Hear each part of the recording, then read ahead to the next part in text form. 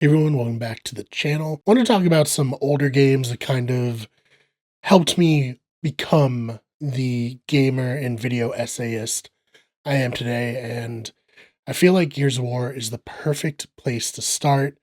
It was really the first, more adult game that I ever played, so let's get into it. I'll never forget the first time I ever saw the Gears of War Mad World trailer. A war-torn landscape, a man who's built like a bodybuilder being pursued through the ruins of a city by something moving underground before he jumps into a building and is met with an impossibly large spider-like creature with glowing eyes. He shoots at it. As it attacks, the screen fades to black and the music tells us that this is indeed a mad world. A world I wanted to be a part of. Digitally, of course. I would never actually want to be in Marcus Phoenix's position. So I saved up what money I could from birthdays and chores and purchased an Xbox 360 and a copy of Gears of War. Over the next week after school, my friend Adam and I would play through the 5 acts that made up the campaign, and once we beat those, we would spend endless hours in its multiplayer. Gears of War felt like something different. It's difficult to explain to younger gamers, but the jump from the PlayStation to the PlayStation 2 to the 360 era really all felt very substantial. Gears of War also released at the perfect time for me, as I was in 8th grade, and as such, the overly macho and gory world that Epic Games had created felt tailor-made for my sensibilities. If you can't tell, I look back at this time in my life extremely fondly. Without Gears of War, I may never wanted to buy an Xbox 360, and without a 360, I never would have been introduced to games like BioShock, Halo 3, Call of Duty 4 Modern Warfare, games that really grabbed a hold of my attention and made me a fan of video games in general. I certainly wouldn't be running a channel discussing video games in 2025, and you wouldn't be watching this video. So thank you, Cliffy B, and a special thanks to whoever decided to put a chainsaw on a machine gun.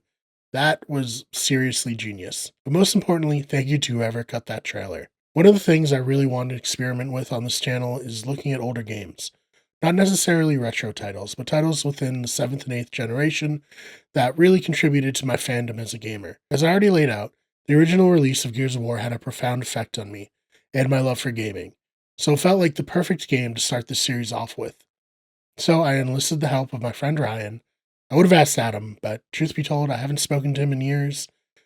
He's not on social media. He hasn't signed into his Xbox account in years. So, on the extremely off chance that he watches this video, I hope you're doing well. Hit me up. Let's play Gears sometime. Okay, on to the game. Gears of War Ultimate was a remaster of the original game released in 2015. It was released on Xbox One and on Windows in 2016. It brought improved graphics, but was based on the original game's source code. So it really feels like what you probably erroneously remember the original game looking like and playing like. You play as Marcus Phoenix or Dominic Santiago if you're playing co-op, as the pair fight their way through the ruins of Sarah, a world where humans developed and fought each other for years before finding peace and prosperity.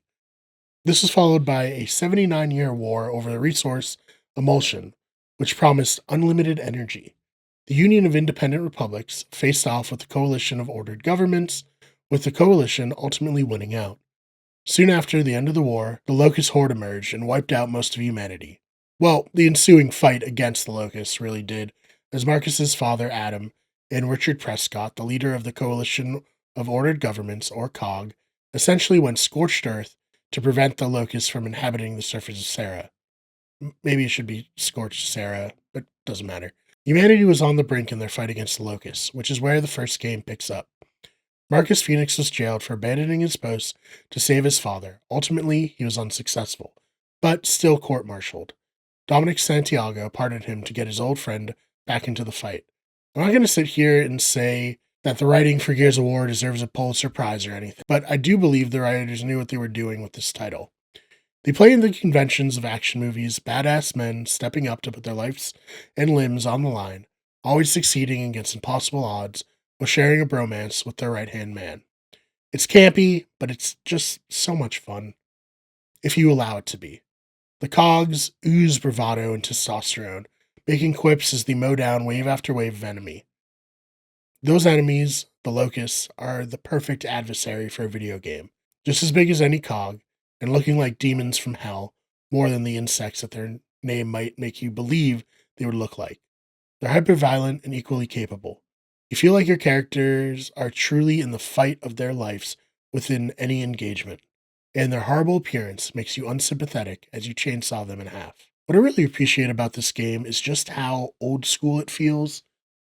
The inclusion of co op for shooters is a lost art, one that is sorely missed. When you're chatting with your friends while mowing down the locusts and saving each other when down, you're bonding in the same way that Marcus and Dom are in the game.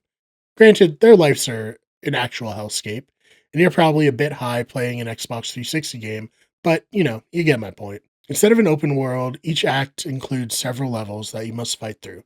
The game does a great job of heightening the story and pushing you forward to an extremely explosive finale. All told, it takes anywhere from 5 to 8 hours to complete the campaign.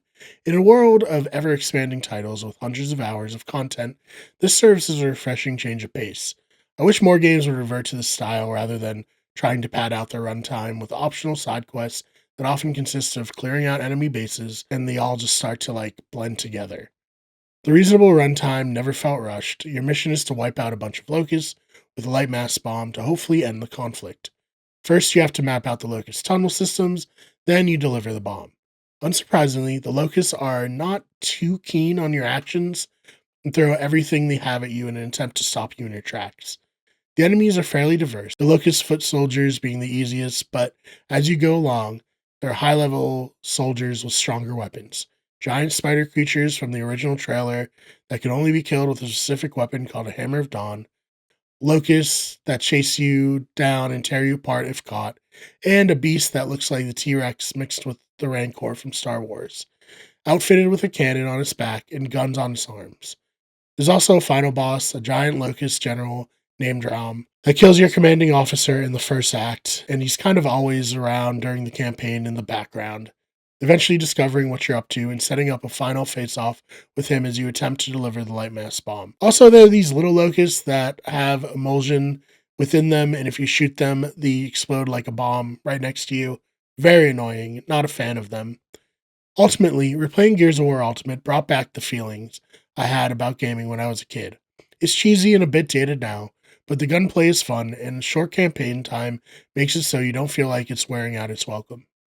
It's a bit of a relic of the time, but sometimes you just want to blow off some steam with your bro while blowing off the heads of locusts. So, what do you think? Have you played Gears of War Ultimate recently? If so, do you enjoy it? Let me know your thoughts in the comments. Also, what did you think of this format? Should I continue to cover older titles? Let me know. Also, PlayStation gamers, we're getting Gears of War Reloaded on the PS5 soon, which will be an even better version of Gears of War Ultimate. So definitely check it out. Highly recommend. Thank you so much for checking out this episode. If you liked it, please subscribe. We do video essays about video games every single week here on the channel. We also have Those Fake Nerds, which is another channel where we cover video game and pop culture news. And then we have Wicked Good Sports, where we cover sports news, and Better Radio, which has all of our podcasts. Thank you so much for watching, and we'll see you in the next one.